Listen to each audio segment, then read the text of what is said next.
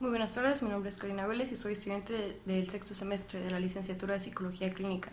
Y el día de hoy les voy a presentar un video hablando de cómo se realiza una evaluación cognitiva desde la terapia cognitiva de Beck a partir de la lectura del libro de Terapia Cognitiva, Conceptos Básicos y Profundización de Judith Beck de 1955. La terapia cognitiva se basa en el modelo cognitivo, lo que plantea como hipótesis que la percepción de los eventos influyen sobre las emociones y los comportamientos de las personas.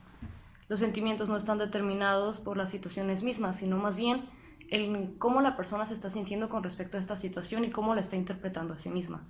Los sentimientos de las personas están asociados con la forma de pensar e interpretar la situación. No es la situación misma lo que determina la forma directa en cómo se está sintiendo.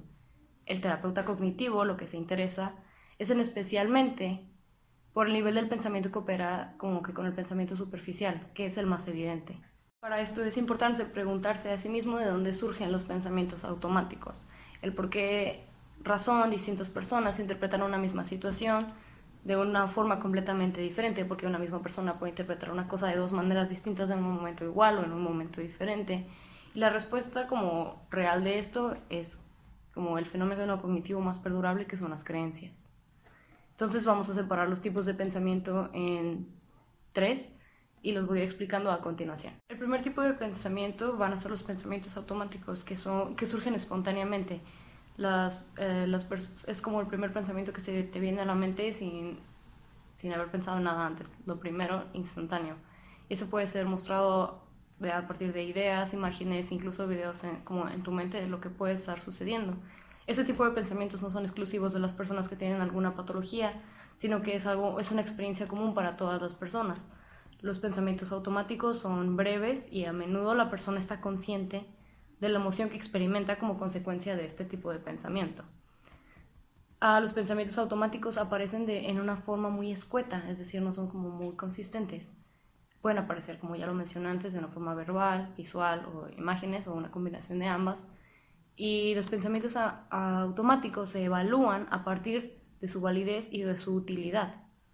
Esto quiere decir que hay unos que no nos vamos a poder quitar del todo, pero vamos a poder modificarlos para que puedan ser de una forma más útiles y que en lugar de que estén estorbando en el pensamiento, podamos usarlos a nuestro favor. Uno de los principales objetivos de la terapia cognitiva es lograr el alivio de los síntomas y la reducción del nivel de disestrés que está causando los pensamientos.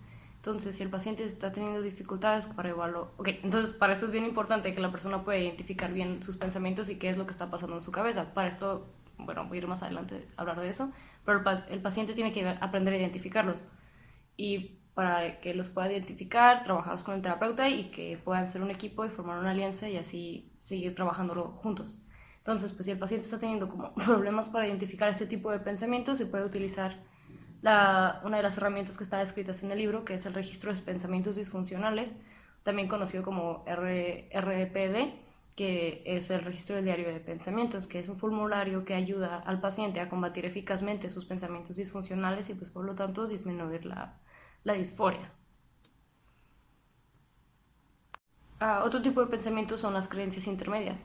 Las creencias intermedias se clasifican en dos categorías, que son las creencias que están compuestas por reglas, actitudes y presunciones, y las creencias centrales, que son las ideas globales, rígidas y absolutas acerca de uno mismo y de los demás. Las creencias intermedias, si bien no se pueden modificar tan fácilmente como los pensamientos automáticos, son más maleables que las creencias centrales, que las explicaré ahorita en un momento.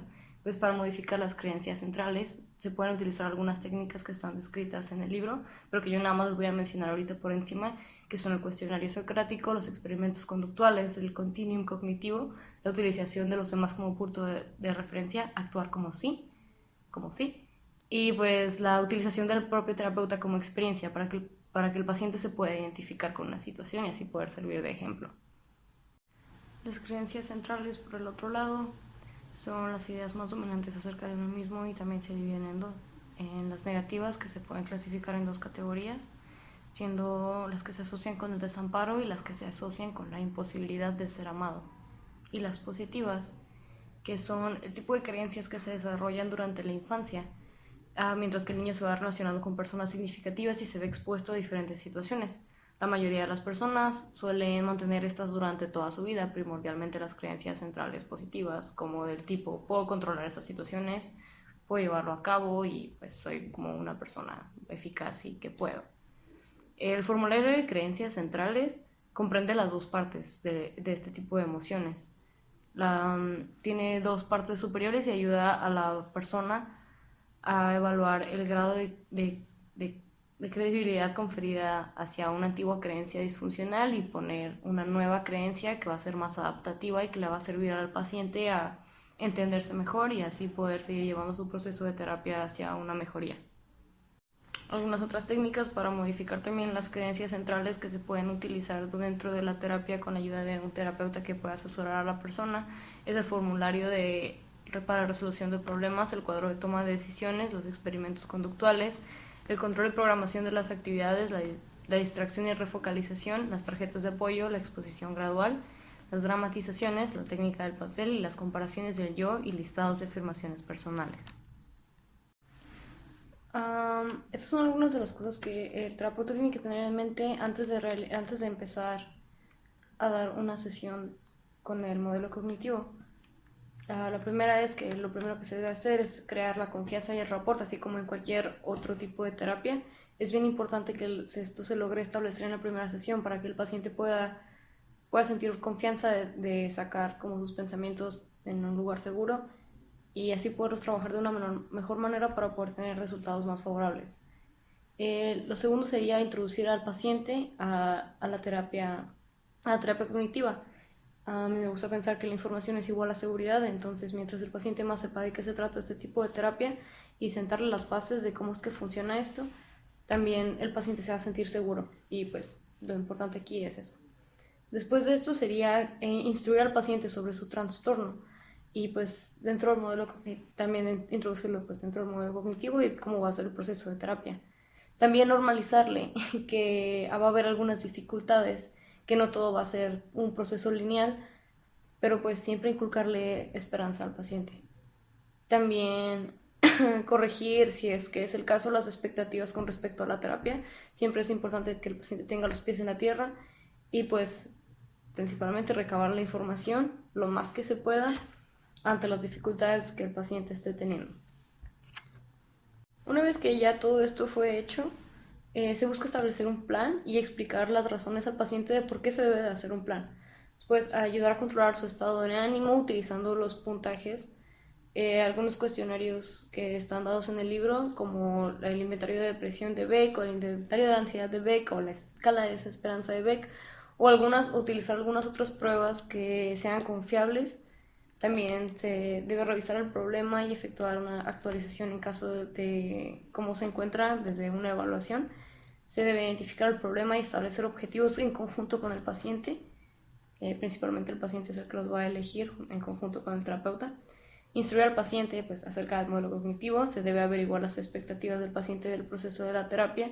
Se debe instruir al paciente con respecto a su trastorno y se deben fijar tareas para el hogar porque la terapia es una parte, pero lo que haga el paciente fuera de la terapia es lo más importante.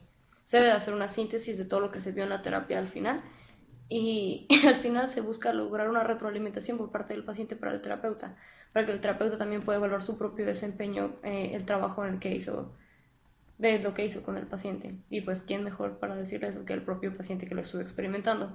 El terapeuta tiene que estar también abierto a críticas positivas y críticas negativas para saber cómo ir adaptando y seguir adaptando este proceso. Para todo esto hay algunas cosas que un terapeuta cognitivo tiene que cumplir antes de poder empezar a dar terapia. Y lo principal esto es que el terapeuta tiene que saber controlar su propio estado de ánimo, identificar sus propios pensamientos automáticos.